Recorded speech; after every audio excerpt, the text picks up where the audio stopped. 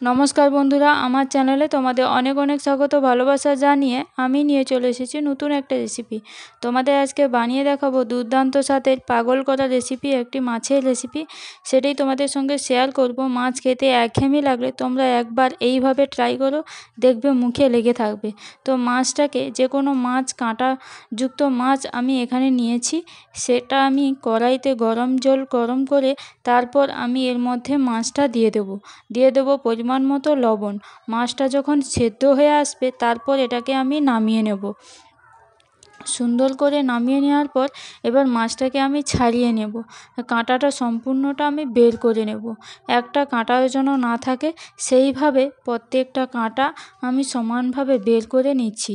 যে কোনো মাছ তোমরা নিতেই পারো, সেটা হচ্ছে রুই মাছ হোক, কাতলা মাছ হোক, যে মাছ তোমার থাকবে সেই মাছ অনুযায়ী তোমাদের নিলে হবে। কিন্তু কাঁটাটাকে সম্পূর্ণটা তোমাদের বেছে নিতে হবে। এইভাবে হাত দিয়ে আমি সম্পূর্ণ কাঁটাটা বের করে নিচ্ছি।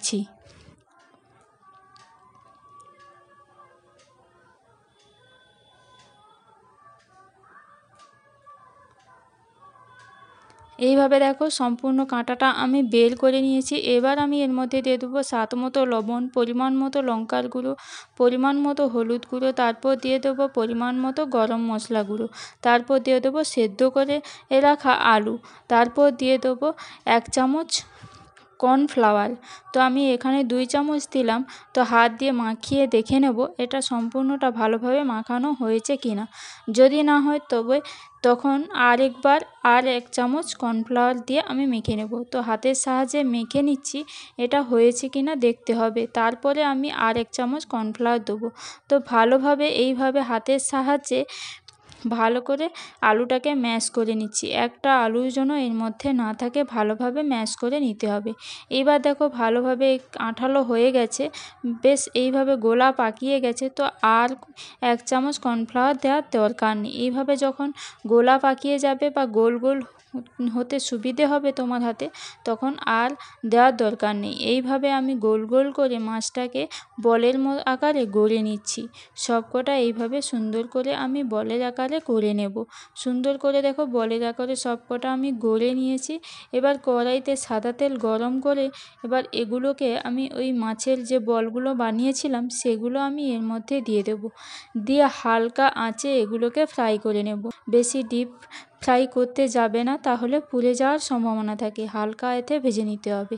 এবার দেখো আমি এখানে নিয়েছি একটা মশলা বানাবো। তার জন্য নিয়েছি টক দই, পরিমাণ মতো কাশ্মীরি লঙ্কার গুঁড়ো, লাল লঙ্কার গুঁড়ো 1 চামচ, হলুদ গুঁড়ো 1 চামচ দিয়ে একটা জল দিয়ে আমি এটা ব্যাটার তৈরি করে নেব। দিয়ে দেখো এবার এখানে দেখো মাছের যে বলগুলো সেগুলো আমার ভাজা হয়ে গেছে। এবার উল্টে পাল্টে আমি সবকটা সুন্দর করে লালচে করে ভেজে নেব। এগুলো সম্পূর্ণ কিন্তু তোমরা করবে কম আঁচে, না হলে পুড়ে যাওয়ার সম্ভাবনা থাকে। এবার দেখো সবকটা ভালোভাবে ভাজা হয়ে গেছে। এবার আমি এখান থেকে মাছের বলগুলো তুলে নিচ্ছি। আর সবকটা সেম পদ্ধতিতে আমি ভেজে নিয়েছি। কড়াইতে আবারও আমি সাদা তেল গরম করে নিয়েছি। নেওয়ার পর এবার এখানে দিয়ে দিচ্ছি একটা বড় সাইজের একটা পেঁয়াজ বাটাটা দিয়ে হালকা হাতে আমি নেড়ে চেড়ে নেব, যাতে পেঁয়াজটা আমার ভালোভাবে ভাজা হয়ে যায়। এরপর দিয়ে দেবো 1 চামচ রসুন বাটা, 1 চামচ আদা বাটা, তারপর দিয়ে দেবো 1 চামচ ধনে গুঁড়ো, 1 চামচ জিরে গুঁড়ো দিয়ে ভালোভাবে মশলাটাকে কষে নেব। যতক্ষণ না পর্যন্ত এর কাঁচা গন্ধটা চলে যাচ্ছে ততক্ষণ কিন্তু ভালোভাবে কষতে হবে। কষানো হয়ে গেলে ওই ব্যাটারটা দিয়ে দেবো, যেটা আমি টক দই, লঙ্কার গুঁড়ো, কাশ্মীরি লঙ্কার গুঁড়ো, 1 চামচ হলুদ গুঁড়ো যে ব্যাটারটা তৈরি করেছিলাম সেটা দিয়ে দিচ্ছি। দিয়ে একদম হাই ফ্লেমে এগুলোকে মশলাটাকে কষে নিতে হবে। দেখো সুন্দর হয়ে তেল ছাড়তে শুরু করছে। আবারও আমি হাই ফ্লেমে রেখে মশলাটাকে সুন্দরভাবে কষে নেব। যতক্ষণ না পর্যন্ত এখান থেকে একটা স্মেল বেরোচ্ছে, সুগন্ধ বেরোচ্ছে, ততক্ষণ কিন্তু ভালোভাবে কষতে হবে। কষানো হয়ে গেলে এর মধ্যে দিয়ে দেবো পরিমাণ মতো জল।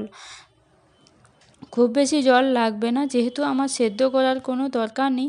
তো একটু পরিমাণ জল দিলেই হবে, যতটা মশলাটা একটু ফুটে গেলেই হবে। তো স্বাদ মতো লবণ, স্বাদ মতো চিনি দিয়ে ভালোভাবে ফুটিয়ে নিয়েছি। এবার আমি ফিশ বলগুলোকে এইখানে দিয়ে দেবো। দিয়ে ভালোভাবে কম আঁচে এগুলোকে হতে দিতে হবে। মিনিমাম 5 মিনিট এটাকে ফুটিয়ে নিলে হবে। এর বেশি ফুটাতে গেলে মাছের বলগুলো ভেঙে যাওয়ার সম্ভাবনা থাকে। তো ফুটিয়ে নামিয়ে নিয়েছি, দেখো গা মাখা হয়ে গেছে। ওপর থেকে গরম মশলা গুঁড়ো ছড়িয়ে দিয়েছি। দেখতেও যেমন লাগছে, আশা করি খেতেও খুব ভালো লাগবে। তোমরা এইভাবে ট্রাই করো।